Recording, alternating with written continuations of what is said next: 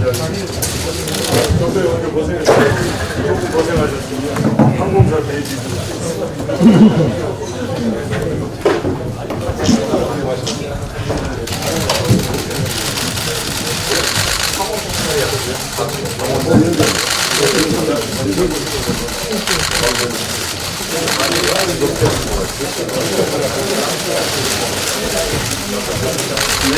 네,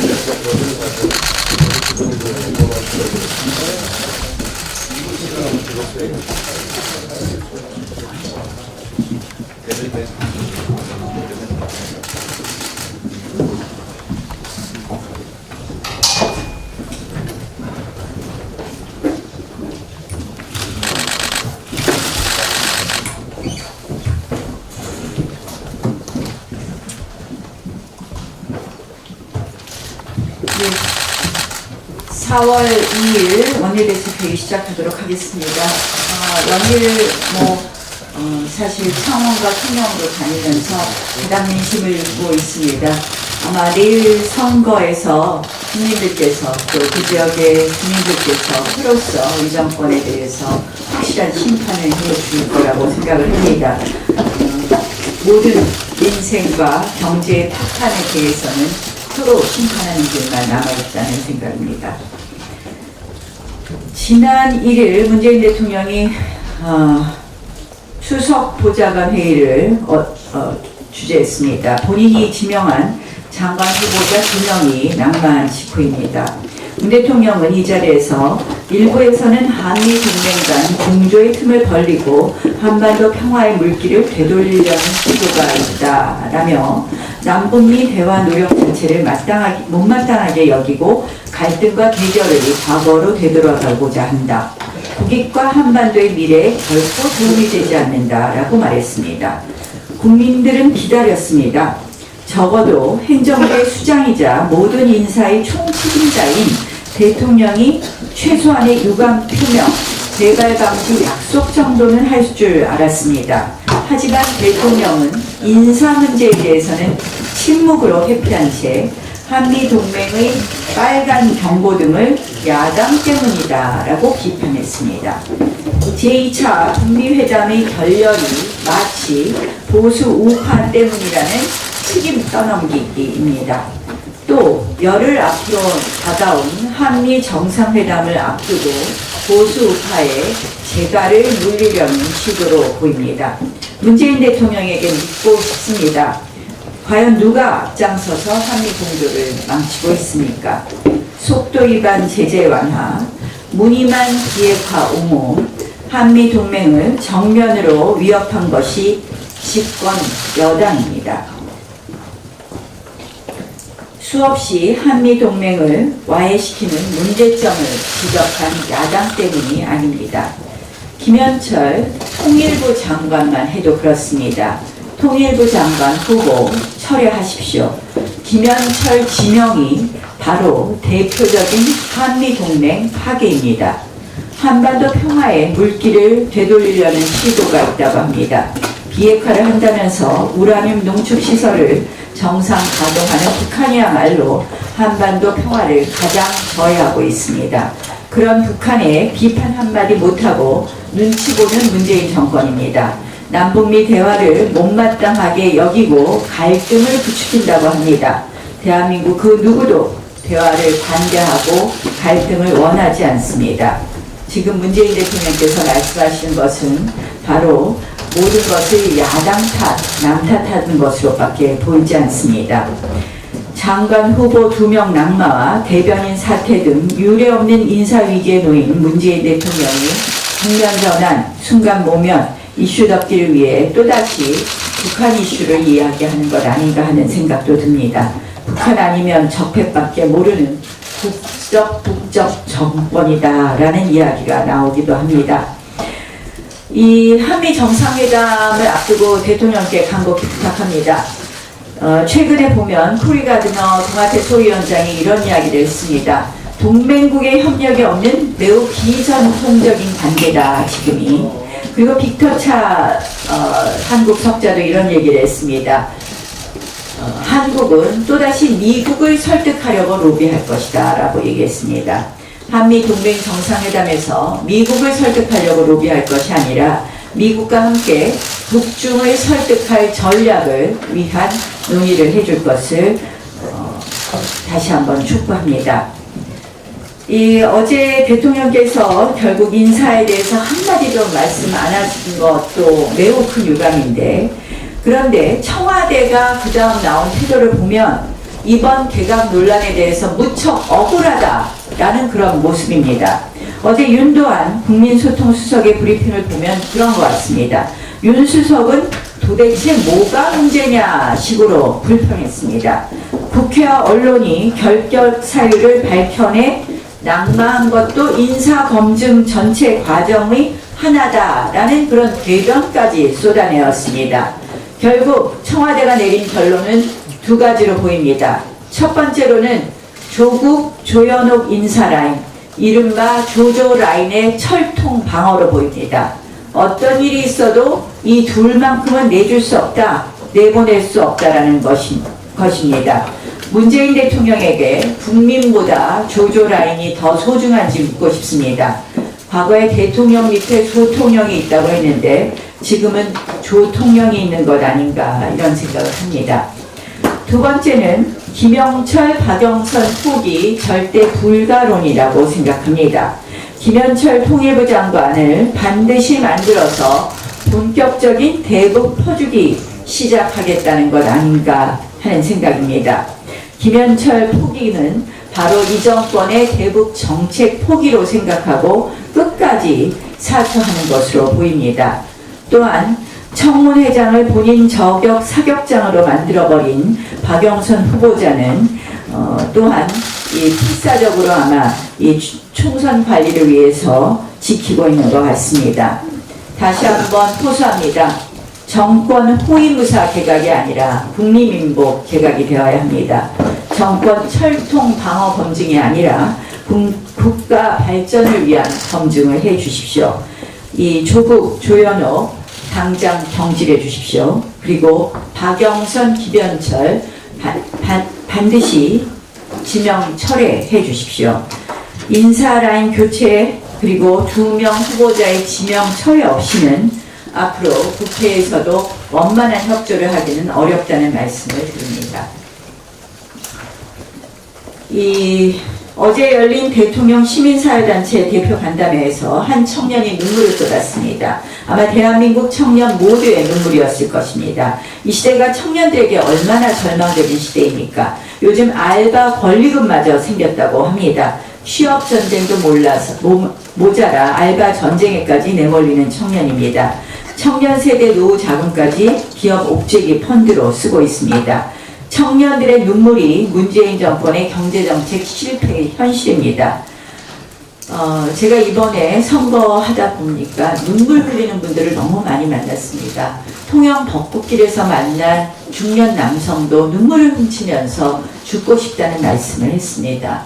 또 창원 벚꽃길에서 만난 노동자라는 분도 분노하고 싶다. 자신은 진보 정당에게만 표를 찍었는데 이번만큼은 아니다라고 말씀합니다. 결국 이 정권의 경제정책의 실패를 우리의 아들, 우리의 가장들이 맡고 있습니다.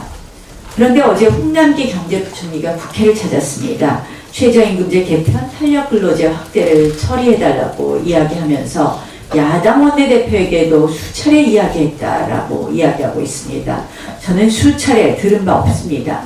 또한 우리가 3월 국회를 열면서 민생국회를 하자, 탄력근로제 단위기간 확대 등 이러한 소득주도 성장을 고칠 수 있는, 일부라도 고칠 수 있는 법안 하자고 했는데 여당이 뭐 했습니까? 공수처하고 선거제 패스트트랙 하겠다고 그것만 협박하고 있었습니다. 지금 여당과 홍 부총리까지 나서서 야당 탓을 하고 있는데 탄력근로제 단위기간 연장의 처벌 유예는 행정 지침입니다. 지금이라도 이미 3월이 지났으니 노동부에서 빨리 이 지침, 처벌 지침을 고쳐서 처벌 유예 기간을 연장하십시오. 그렇게 해서 시장을 안정시켜 주십시오. 그동안 우리 국회에서는 근본적인 문제부터 시작해서 이 소득주도 성장 폐기를 위한 각종 법안 처리에 매진하겠습니다. 문재인 대통령께서는 어제도 소득주도 성장이란 말은 세계적인 족보가 있는 이야기다라고 하면서 계속적인 고집을 하고 있습니다. 맞습니다. 족보가 있습니다. 처절한 실패로 끝난 사회주의 계획경제의 족보를 이은 것입니다. 소득주도 성장은 바로 사회주의 족보 정책입니다. 그러니 폐기하셔야 됩니다. 우리 자유한국당은 소득주도 성장 폐기 3법을 반드시 추진하고 실현하겠다는 말씀을 드립니다. 또한 어제 포항 지진 특별법을 냈습니다.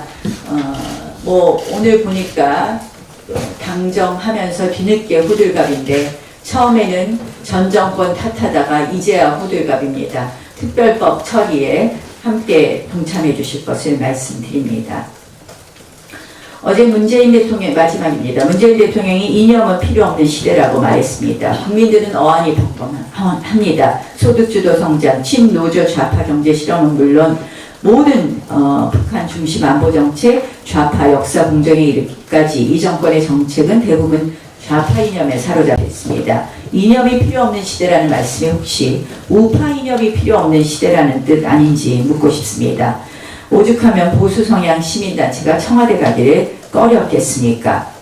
김원봉 서훈 시도를 한번 보십시오. 대한민국 건국이 아닌 북한 정권 수립에 기여한 인물에게 서운하겠다고 합니다. 이것이 바로 좌파 이념 시대를 말씀드립니다. 이것은 그 독립유공자 포상에 관한 각종 법에도 어긋납니다. 이 김원봉 서훈은 북한으로부터 아마 받는 것이 맞다는 말씀을 드립니다.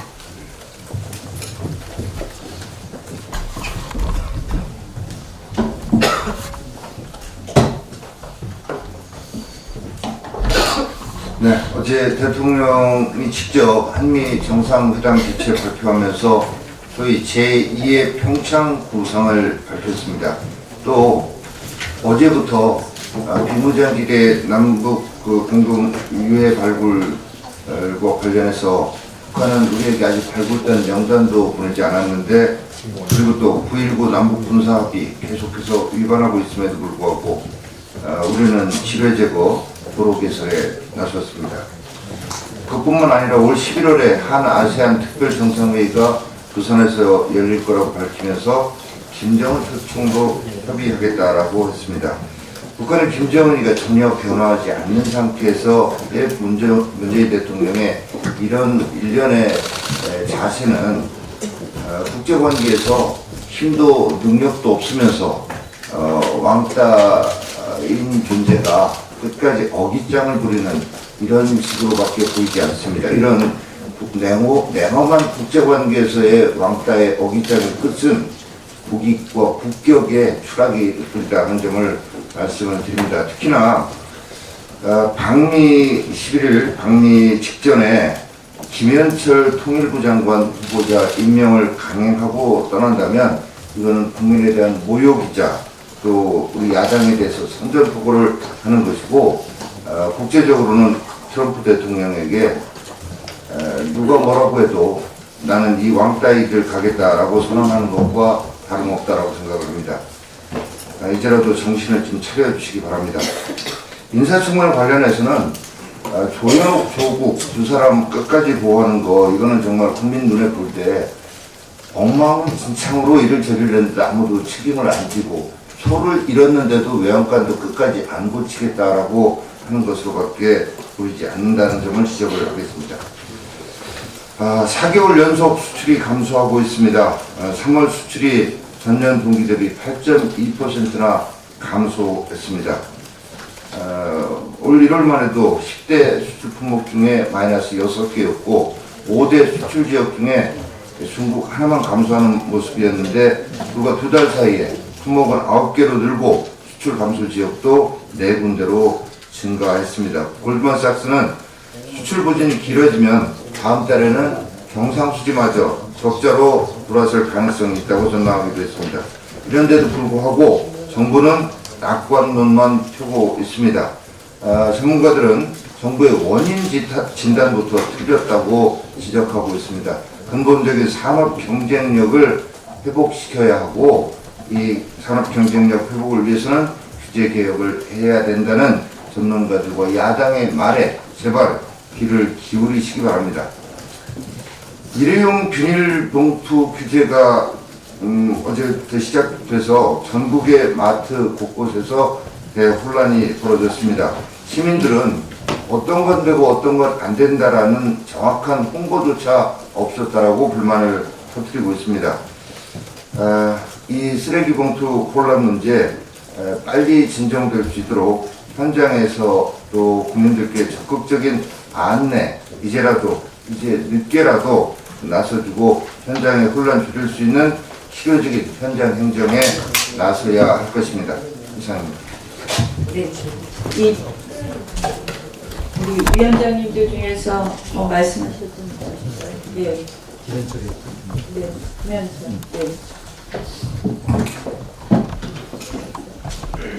네. 김현철 통일부 장관 후보자 2008년 7월 방황자 피살 사건에 대해서 통과 의뢰라고 했는데 그것은 한마디로 북한에 의한 계획된 의도된 사살입니다. 당시 제가 국립과학수사연구원의 검역자를 봤습니다. 새벽 그 쇄도지를 보러 일출 보러 나간 박광자 씨 첫 발, 세 발을 쐈는데 북한군의 세 발 중에 첫 발이 오른쪽 둔부에서 왼쪽 둔부를 스쳐 지나갔습니다. 그때까지 전혀 생명에 지장이 없었습니다. 7초 후에 다시 일어났습니다. 그 등 뒤에다가 두 발을 또 쐈습니다. 박광자 씨 사망 원인은 과다 출혈이었습니다. 북한군의 경비근무 수칙상 아녀자가 동틀 무렵에 쓰러졌다? 당연히 가서 생포했어야 됩니다. 그런데 의도적으로 계획적으로 사살했습니다. 당시 MB 정부를 길들이기 위한 북한의 시나리오였습니다. 이것을 통과 의뢰라고 했습니다. 2010년 3월 20일 청와대 북침 우발적 충돌이라는데 이것은 북한 어뢰에 의한 명백한 도발입니다. 당시 영국, 스웨덴 등이 참여한 각국 진상조사단도 이를 명확히 했습니다. 46명의 젊은 용사들 정말 22살, 3살 우리 아들 같은 용사들이 사망했습니다. 또 이로 인한 5.24 조치에 대해서 바보 같은 제재라고 했습니다. 국민의 의식 수준과 상당히 거리가 있습니다. 오히려 통일부 장관 후보자라기보다는 북한의 대남 선동 부장에 가까운 발언입니다. 이를 강행하겠다? 국민 여론을 무시하는 청와대 오만을 보여주시는 것이다. 라는 말씀을 꼭 드리고 싶습니다. 미국을 방문 중인 김현종 국가안보실 2차장 탑다운 방식이 지금까지 북미 협상의 결과를 만들어냈고 또 계속 유지해야 된다라고 얘기했습니다. 참으로 어이가 없다는 말씀을 드립니다. 탑다운 방식은 실무 협상에 보다는 정상 간의 핵 담파를 통해서 비핵화 협상을 마무리하자는 것입니다. 2차 북미 협상이 실패한 거 탑다운 방식 때문이었습니다. 탑다운 방식이야말로 정책 공경에 처해 있고 그리고 즉흥적인 트럼프를 상대하기에 가장 쉬운 방법이라 해서 김정은이 가장 선호하는 방식입니다. 한미연합훈련, 군사훈련 작년 1차 북미 정상회담에서 취소됐습니다. 북한의 비핵화가 아니라 한반도의 비핵화라는 북한의 선전선동 용어를 그대로 갖다 쓴 것도 이 탑다운 방식 때문입니다. 청와대가 계속해서 탑다운 방식을 선호하는 것은 북한 편들기 하는 것이다.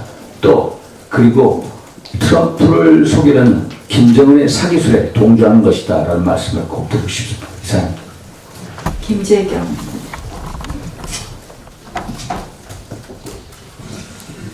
김현철 통일부장관 후보자는 자진 사퇴하거나 지명 처리하는 것이 옳습니다. 막말과 욕설로 점철된 SNS 활동이라든지 저작 활동은 국무위원으로서의 품위는 물론이고 기본적인 인격마저 의심하게 하였습니다. 박왕자시 피사를 통과 의뢰로 개성공단과 금강산 관광 제재 해제는 조건 없이 해야 된다고 주장했고 50% 비핵화 달성 시 평화협정 체결과 유엔사 해체까지 주장합니다. 이 정부의 구매에 맞을는지는 모르지만 통일부 장관 임명과 동시에 국민들은 매우 불안해할 것입니다. 그리고 처제 명의로 된 두 건의 부동산 차명거래 계속 기회를 스스로 포기했습니다. 본인과 처 거주지의 이 부동산 명의자인 처제의 정인채택을 완강히 거부했고, 그래서 민주당은 당론으로 정인채택을 거절했습니다. 이 김해의 다세대 주택은 본인이 거주하면서 이 직접 계약 체결도 하고 수리도 하고 관리를 했습니다.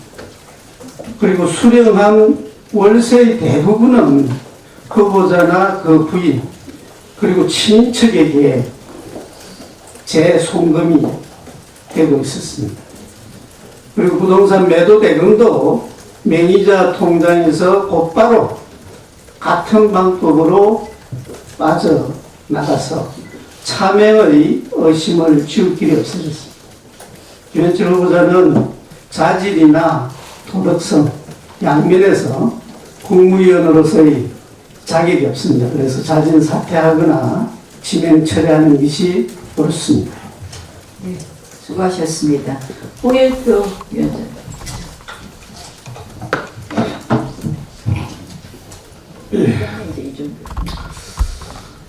그 말도 많고 탈이 많은 우리 박영선 후보자 청문회를 주재하고 나니 여진이 계속되고 있어서 청문회 주재한 사람으로서 참 씁쓸한 생각이 들지 않을 수 없습니다.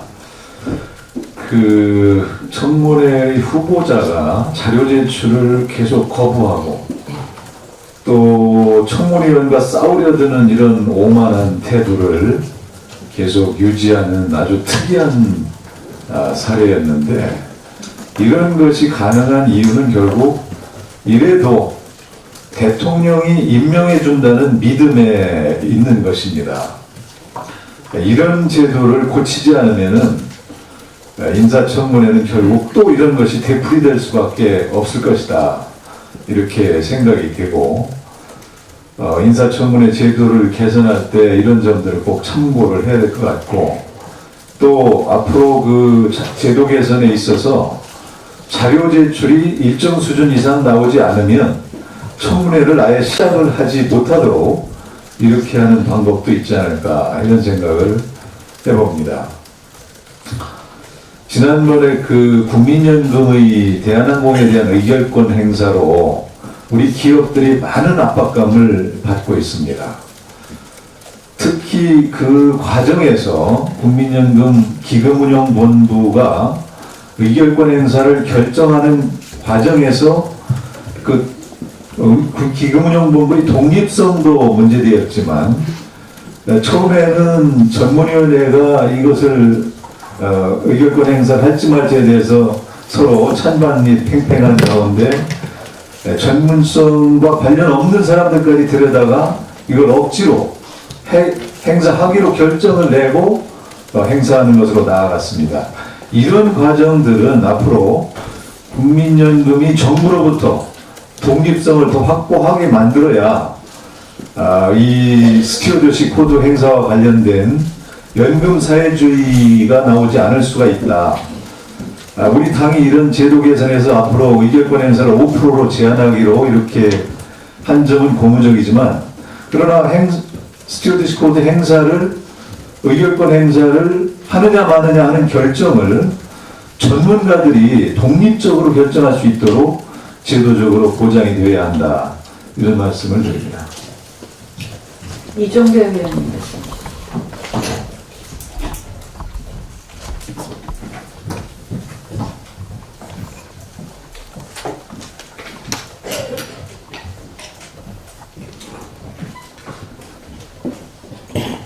어저께 박영선 후보자를 업무방해죄, 직권남용죄, 뇌물죄, 출판물 등에 의한 명예훼손죄, 정치자금법 위반, 공직선거법 위반, 국회 증언감정법 위반 등 7개 혐의, 총 10건으로 대검수청에 고발했습니다.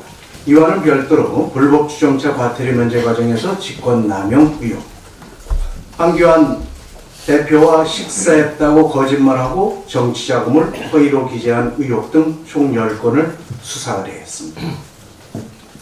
이 정도면 총 한 자루 가지고 서부를 달리던 그런 무법자가 연상됩니다. 권력 가지고 법 위에 사는 후보인 것 같습니다.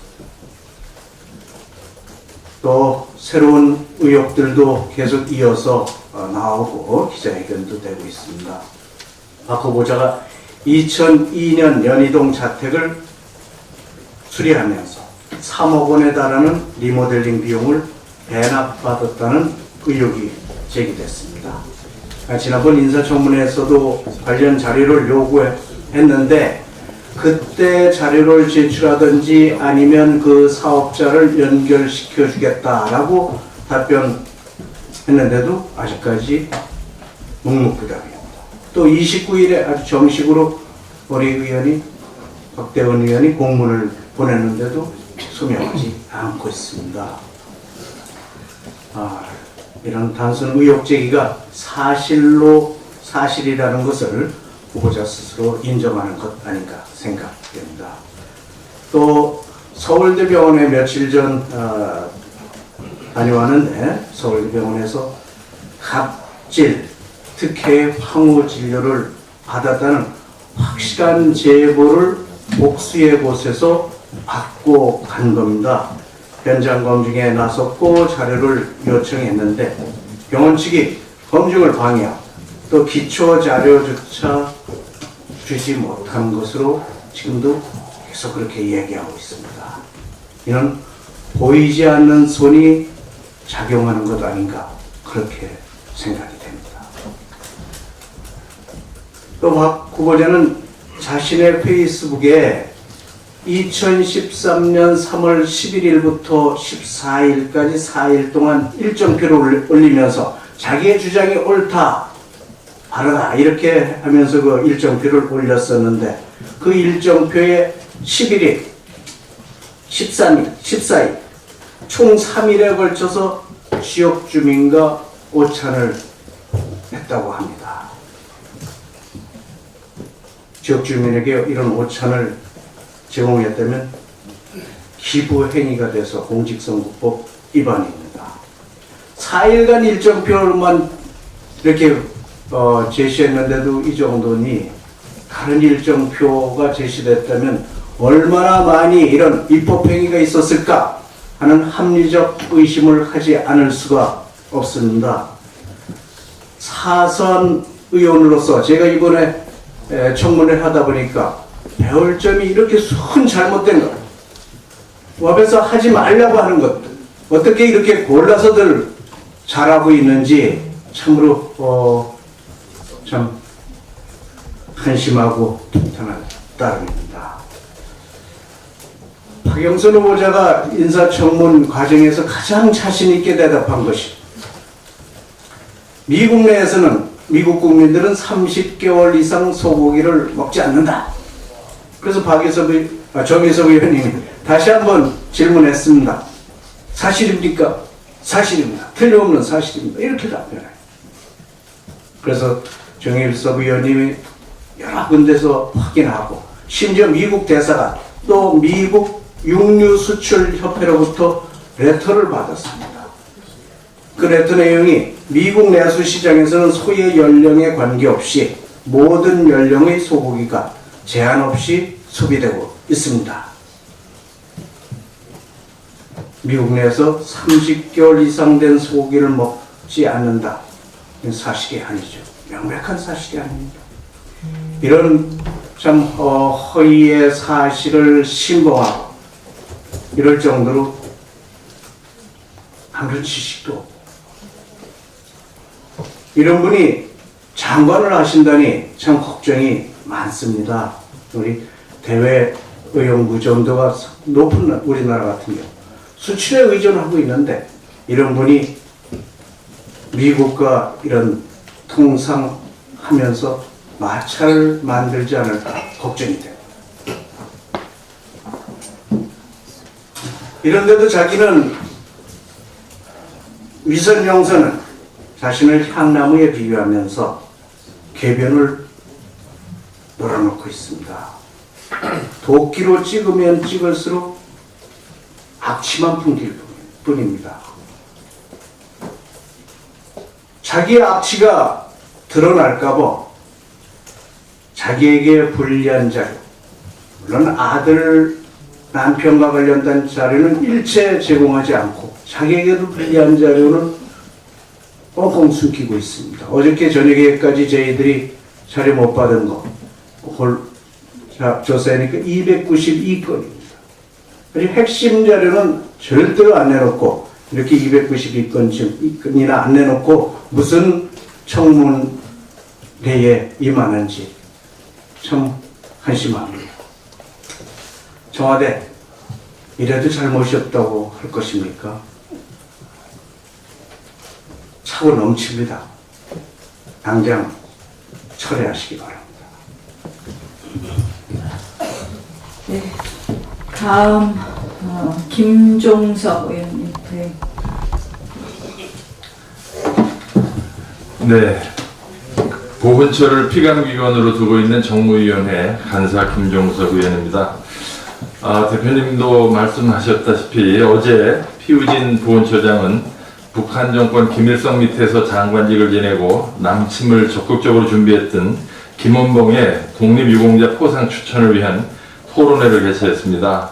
어제 토론회에는 발제자 3명이 모두 노골적으로 김원봉 서운의 당위성을 주장하고 김원봉의 독립운동 활약상만을 강조하고 김원봉의 6.25 남침 준비 및 전쟁 주도 이력을 부정하는 등 처음부터 답을 정해놓고 일방적으로 진행된 편파적인 토론회였습니다. 지난 3월 26일 보훈처 업무보고에서 보훈처장이 김원봉의 서운 수요 가능성이 있다고 답한 데 이어서 이제 노골적으로 북한 정권의 수뇌부에까지 보훈 대상에 포함시키려는 수순을 밟기 시작한 것으로 보입니다. 문재인 정부 출범 후 작년 4월에 독립유공자의 기준을 변경했습니다. 사회주의자라도 광복 이후에 북한 정권 수립에 가담하지 않았으면 독립유공자로 본다. 그 기준으로 봐도 김원봉은 독립유공자가 될 수가 없습니다. 광복 후에 북한으로 자진월북해서 김일성 밑에서 장관직을 한 사람이 어떻게 북한 정권 수립에 가담하지 않은 것이 될 수 있겠습니까? 또 바로 이 기준에 의해서 손혜원 의원의 부친의 서훈도 사실은 근거가 없는 것입니다.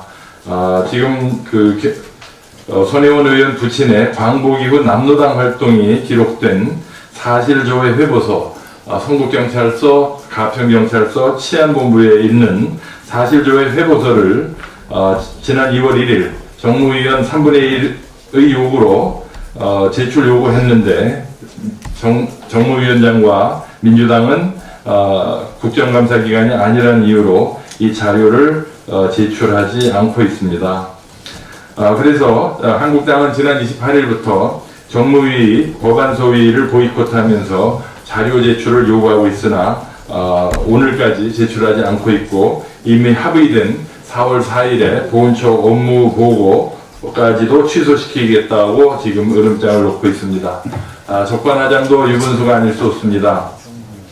애국 선열을 모독하는 그리고 대한민국의 정통성을 부정하는 좌파 역사 공정에 앞서고 그리고 손혜원 의원 감싸기에 앞서는 피우진 보훈처장은 즉각 사퇴하기 바랍니다. 이상입니다. 수고하셨습니다. 다음 강효상 의원님, 그리고 김성태 의원님, 송석 의원님 이렇게 시작하겠습니다. 네, 강효상 의원입니다. 네, 오는 11일 워싱턴에서 열리는 한미 정상회담을 환영합니다.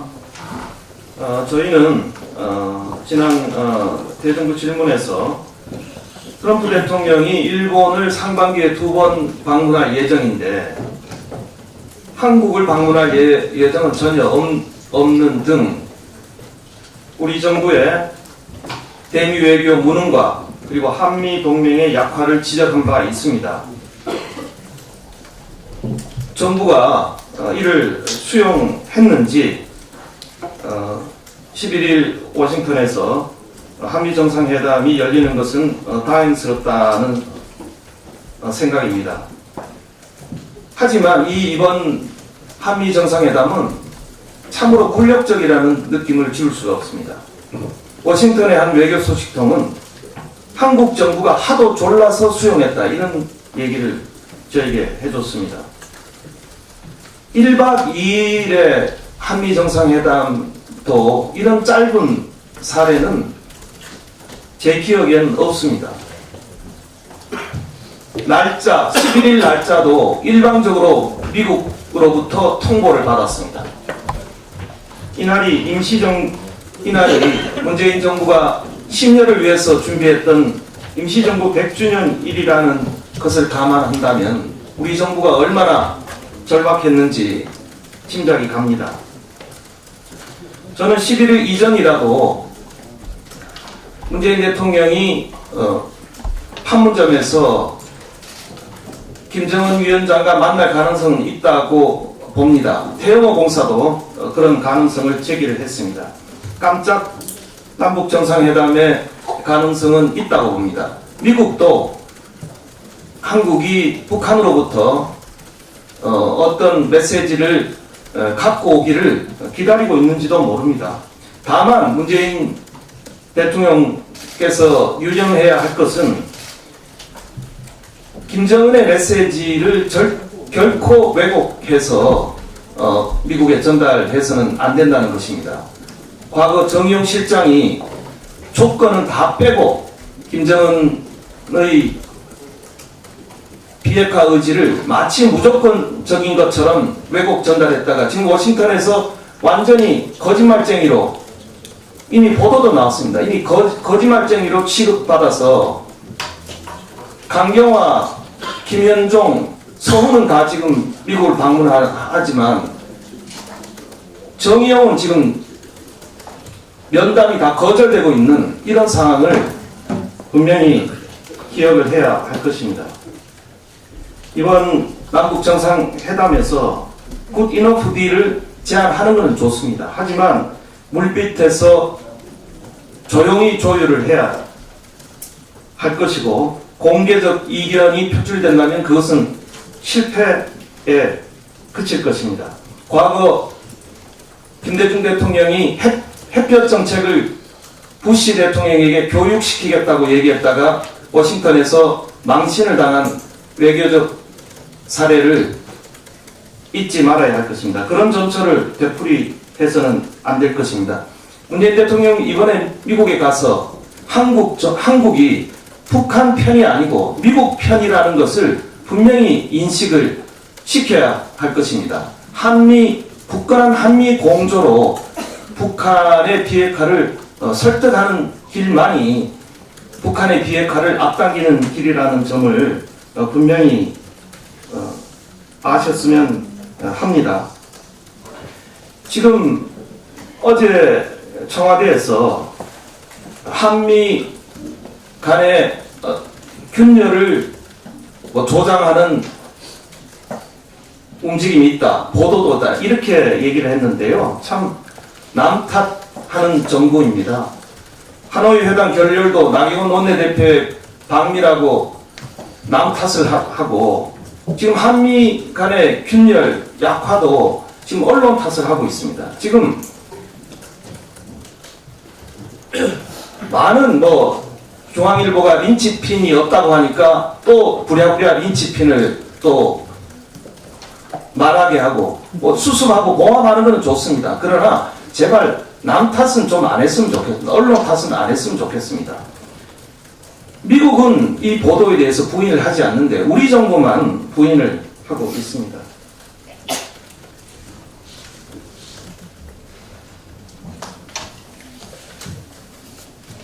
한 가지 언론 얘기가 나왔으니까 이제 4.3 재보궐선거를 앞두고 마지막으로 언론에 호소를 드립니다.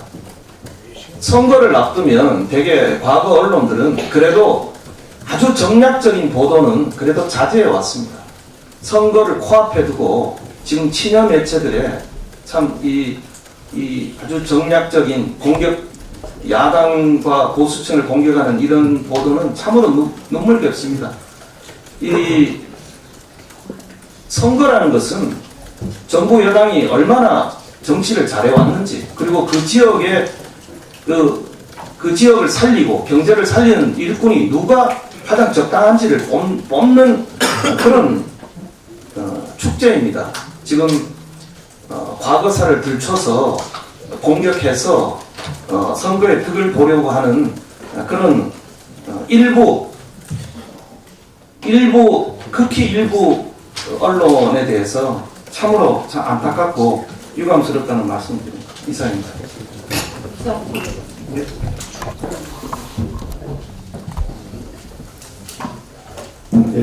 박기부 장관 남가시티님 수고하셨습니다. 예, 감사합니다. 자유한국당 과방위 간사 국회의원 김성태입니다.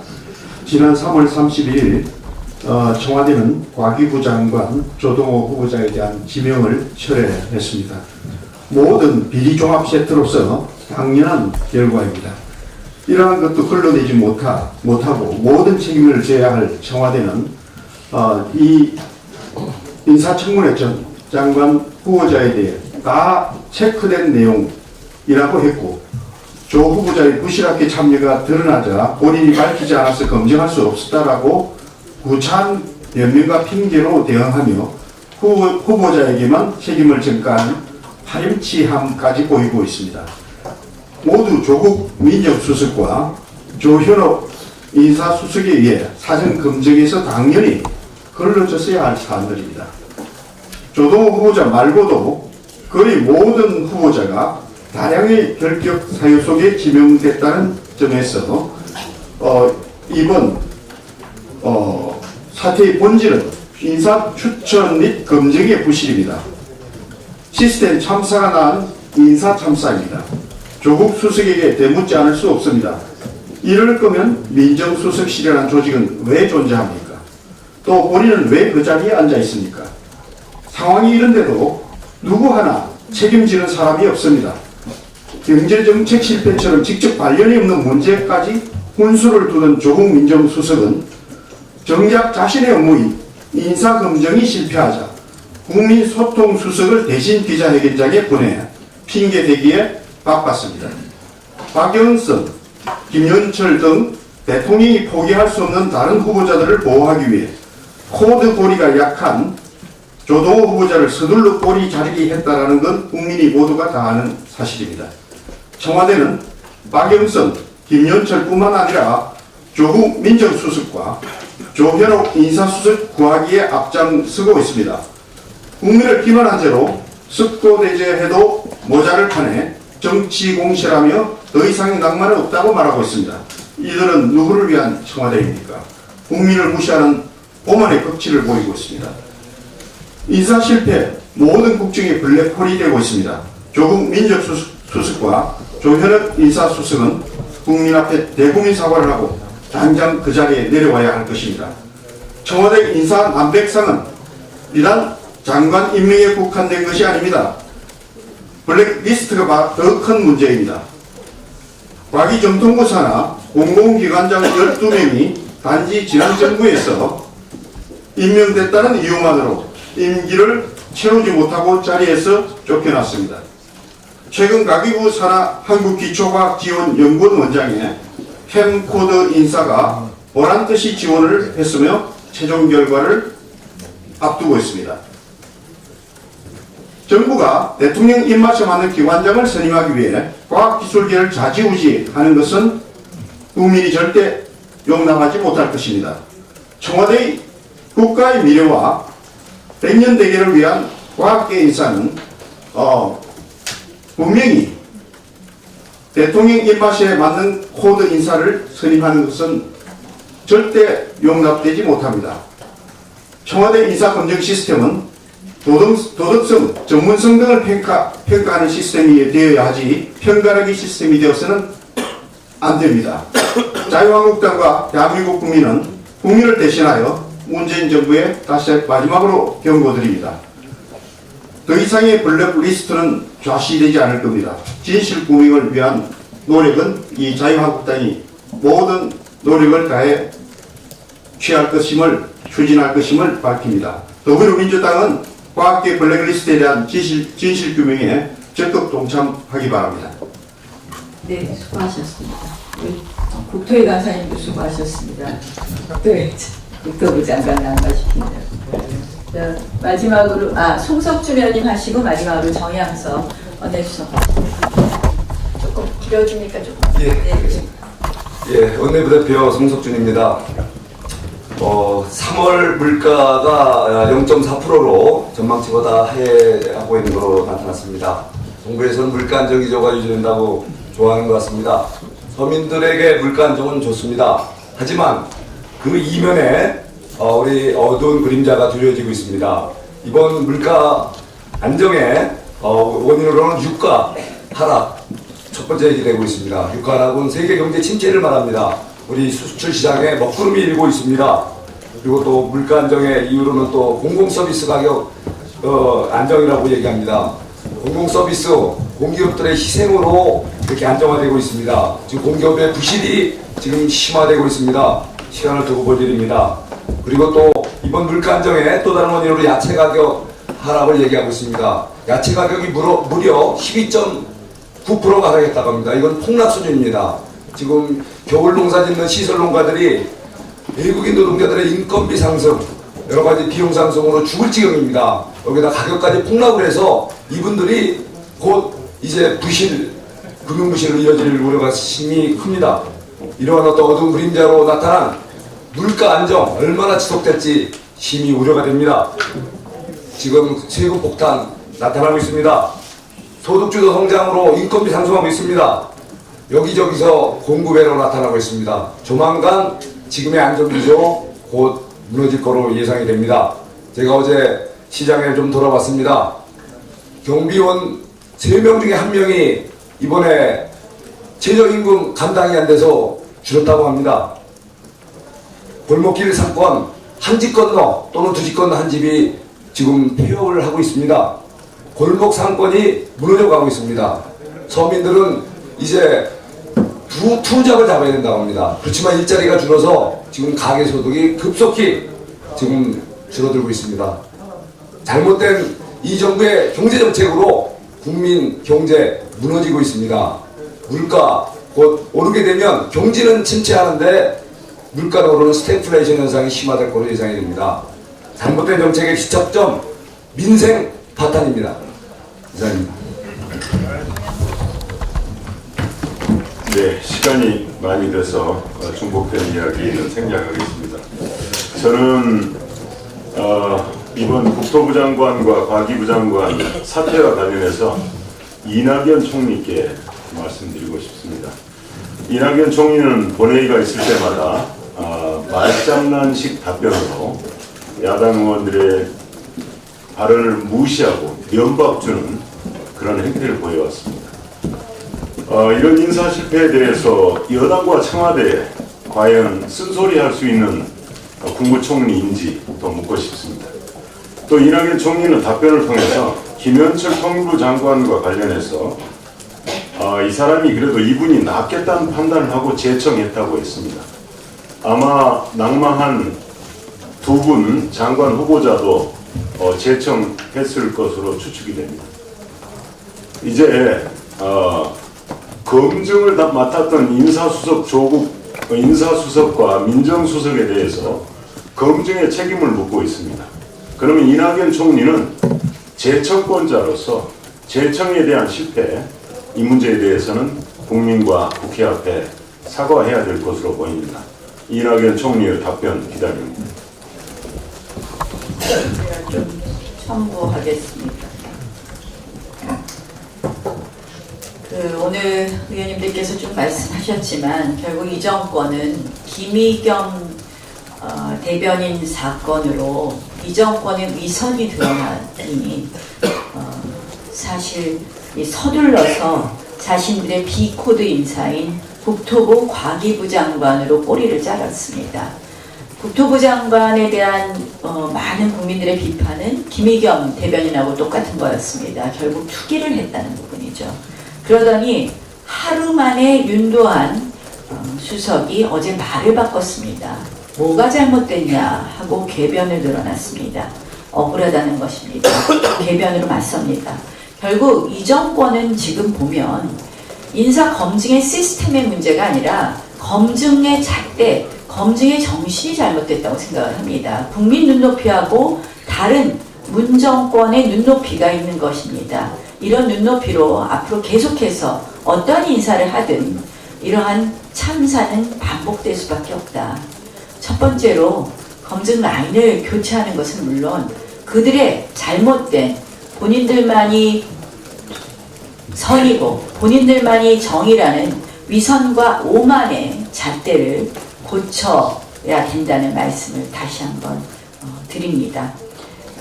우리는 이 김의겸 대변인 건도 끝까지 저희가 파내겠습니다.